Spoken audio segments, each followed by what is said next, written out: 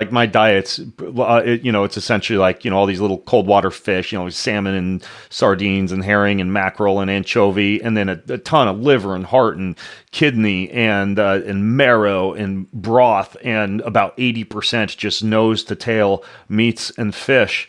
And then I use a bunch of oils, meaning, there's this guy named Andreas who was on my show, and he does these things called Yeah. Andreas's seed oils. So I, Yeah. I, I use a bunch of his oils, and then I use a bunch of your powders. And that aside from like, and this is where I get really nerdy. I also occasionally take shots of these ketone esters and then essential amino acids to keep my scientifically generated levels of my blood pools of amino acids and my available sources of ketones elevated. And dude, I feel like I've never read this. This is just like what Ben made up, but I feel so good. Basically, nose to tail organ meats, really, really safely extracted oils from Andreas, all of your vegetable powders that I just dump on everything, and then ketones and amino acids, and that's how I eat now. And dude, like I feel absolutely amazing. I think a big part of it are your vegetable powders, though. We did a whole podcast on them, and I'll link to it in the show notes. But I got like your ashitaba, your burdock root powder, your turmeric powder. I love the low oxalate greens powder. I put that on, like my wife made ribs last night, and I must have put like 4 heaping tablespoons of the low oxalate greens powder on that. And then she makes a big old kale salad and stuff. I don't eat the salad. I literally just put the powders and stick with that. And what got me down this road was I was having issues with like with SIBO and with a little bit of gut inflammation, and salad, seeds, nuts, like crunchy foods, raw fiber, etc. just didn't agree with my stomach. But eating just carnivore was kind of boring, and I felt like just when I stepped back and looked at things through a nutritionist lens, I realized that I could probably achieve even greater nutrient density and higher levels of health by taking a carnivore diet, and I said bastardizing it, but really upgrading it with these really great oils and really great powders. So what do you think, man? That's how I'm eating these days. Do I get the thumbs up approval from the doctor, or am I going to grow a third eye here in the next month? Two thumbs up. Can you see my thumbs? Okay, I see your thumbs. Yeah. Okay.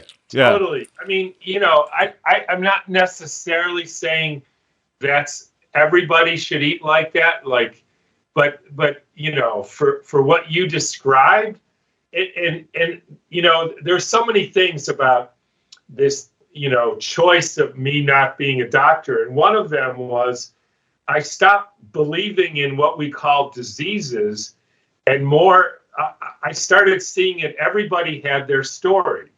Right? You have your story. And what you've done is figure out, okay, what do I need to do to make my story into the story that I want? Right?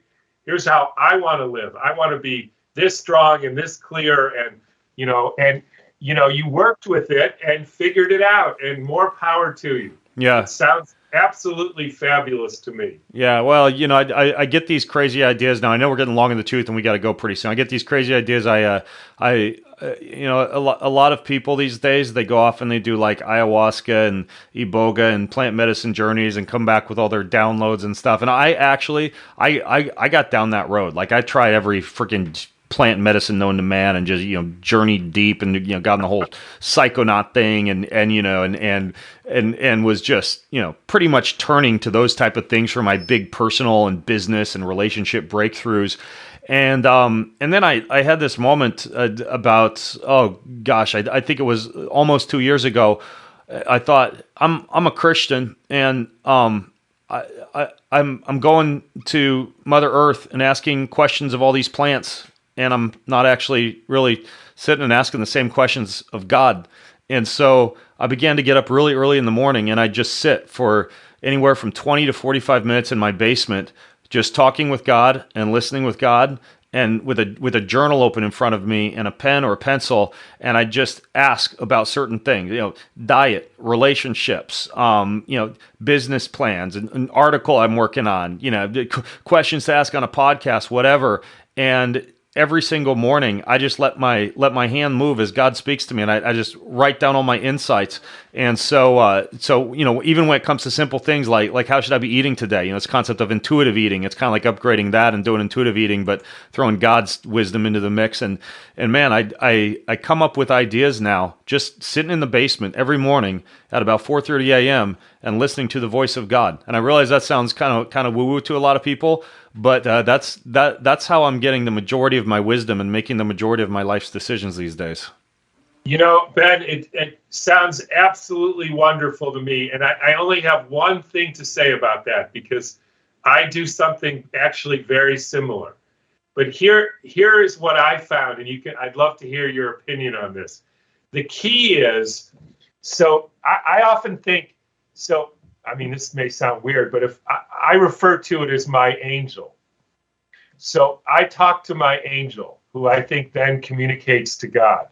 And if I was an angel, and I don't mean to be presumptuous here, and somebody said, okay, can you help me find a viral, somebody who can help me learn about the viral genome. And then the next day I get an email from somebody who's an expert and wants to help me.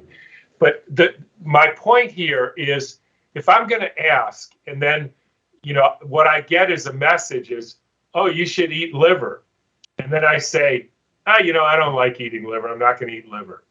If I was your angel, I would stop talking to you, because the guy doesn't listen to me. And the key of that is, oh, wait a minute. You mean it? I have to eat liver? And it turns out, actually, you do. Well, at least you got to try it and see how it feels. And I think the problem is people think they can do that, but they're only willing to actually implement the things that they think they agree with. And that's not how it works. That is the definition of trust, my friend. That's the one piece that people miss is if you go to God for the answers, but your subconscious is saying, I'm going to roll with that answer as long as I like it and it agrees with me. Well, here's the deal. The answer is the answer. And you would be shocked at what happens. That honestly, I think that's where most people miss the magic of, manifestation, going to God, praying, listening to the internal voice that ideally is not necessarily your selfish little egotistically driven internal voice, but if your relationship is right with a higher power, is the voice of God, well, it's one thing to seek that voice, and it's another thing to only act on it when it doesn't make you a little poopy faced or upset. But the magic happens is when, with blind faith and trust, you do what it is that you've been inspired or told to do, just trusting that everything's going to work out okay. And I guarantee I have yet to meet one person who has not acted out of blind trust and faith in God who has been sorry that they did in the end. I couldn't agree more. The only thing is, I would actually change. I don't think it's blind faith or trust. I think it's appropriate understanding that you don't know as much as what you're hearing, and that you're willing to do this as an experiment in what is possible for you. Yeah.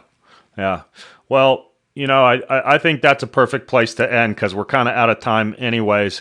And even though we didn't get the chance to talk about vegetables as much as I wanted to, because what happened was I was doing all these vegetables. I thought I just got to go talk to Tom because I'm so excited to share my new diet with people because it's really cool. But what I'll do is for everybody listening, if you go to bengreenfieldfitness.com/Dr. Cowan, like Dr. Cowan, DrCowan,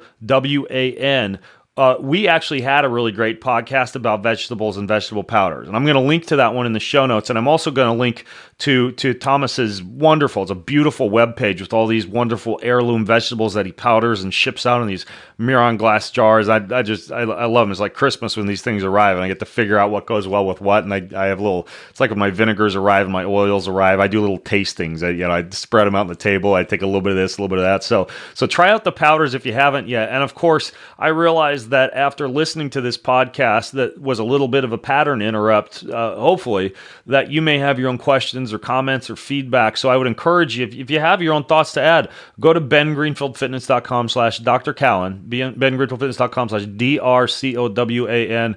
Leave your thoughts there. I read them all. I love to hear what you guys think of these discussions. And my goal is to just open up your minds to new possibilities and teach you new things and help you to savor God's creation just a little bit more. And Dr. Thomas Cowan, thanks so much for joining us today. Thanks, Ben. It's always a real pleasure to talk to you. Awesome. All right, folks. Well, I'm Ben, along with Dr. Cowan, signing out from bengreenfieldfitness.com. Have an amazing week.